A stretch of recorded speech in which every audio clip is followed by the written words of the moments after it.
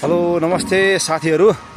अहिले हामी झापा जिल्लाको यो बुद्ध शान्ति र शान्तिनगर एरिया आसपासमा रहेको यो झुलुङ्गे पुल हेर्नुहोस्। झापामा यति लामो झुलुङ्गे पुल पनि छ है। कोही साथीहरू झापामा यो पुलमा आउनु भएको छैन भने यहाँ पनि आएर यसो झुलुङ्गे पुलको होइन कस्तो हुन्छ झुलुङ्गे पुल भनेर केटाकेटा देखाउनुलाई पनि हुने, आफूले पनि हेर्न पाइने गरेको छ। साह्रै राम्रो, हेर्नु त कति राम्रो छ है। साह्रै राम्रो दृश्य देखिन्छ। झापासम्म छ भन्नेहरूलाई यहाँ पहाड जस्तो होइन डाँडा काँडा रहेको ठाउँ पनि छ झापामा। यो बुद्ध शान्ति र शान्तिनगर एरिया आसपासमा छ। बुद्धनगर गाउँ बुद्ध शान्ति गाउँपालिका यहाँ रमाइलो छ। बिचमा बेसी पुरै हल्लिन्छ, एकदमै अलिक हिँड्न नजान्नेलाई चाहिँ डर पनि लाग्छ है।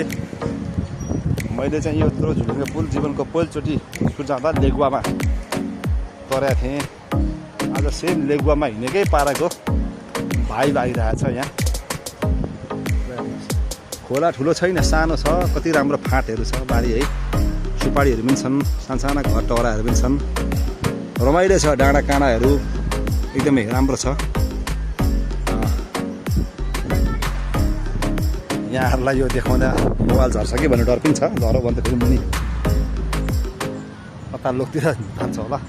धेरै तल छ, एकदमै धेरै तल छ। जस्तो एकदमै धेरै तल छ, तल मात्रै होइन धेरै तल छ। हाइटमा छ, एकदमै माथि छ। अहिले लगभग हामी यो पछाडि देख्नुभएको छ, यो हामी आधीमा आइपुग्यौँ ठ्याक्कै। अब यहाँबाट यता हेर्नुहोस् त है, राम्रो छ।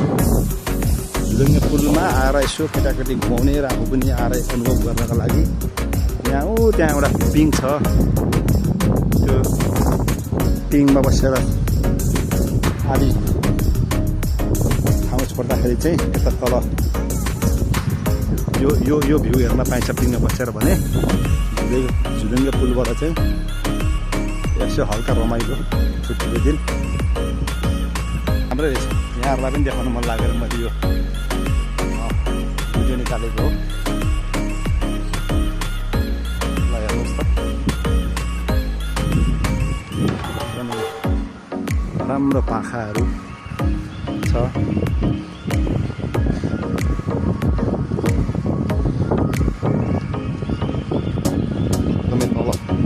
धान खेती तल मान्छेहरूले गरेको त्यहाँ कुलो पनि छ। यहाँ कुलोबाट पनि पानी लाग्दो रहेछ। त्यो खोलाको पानी साथ गएको होला। राम्रो रहेछ। बाढी आइदिएन यदि भने चाहिँ धानको पनि पुलबाट हुन्छ जस्तो लाग्यो। राम्रो होला।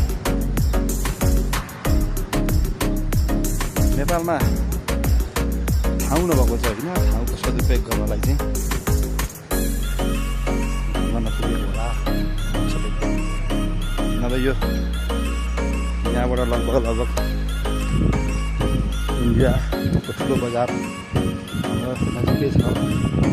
10-15-16 किलोमिटर अन्दाजी जति नै हामी सिलगढी त नभनौँ पानी ट्याङ्की बोर्डर पुग्छौँ। हामीले यो चिजलाई चाहिँ अलिकति प्रमोट गऱ्यौँ भने भारतीय मुलुकका मान्छेहरू पनि यस्तो रमाइलो दृश्य हेर्नलाई नआउने भन्ने होइन, आउँछन् नै सायद है। आएपछि अलिअलि इन्टरनल टुरिज्म प्रमोट पनि हुन्थ्यो। क्षेत्रका बासिन्दाहरूको आय आर्जनमा थोरै वृद्धि हुन सक्ने थियो होला।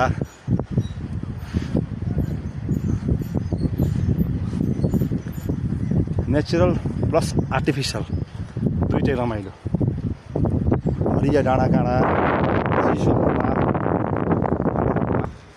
हेर्नुहोस् त कति लामो छ। कहाँबाट हिँडेर यहाँसम्म आइसक्यो। ल हेर्नुहोस् त भिर, यस्तो भिर छ तर कति राम्रो फाँट है। ल हेर्नुहोस् कति लामो छ।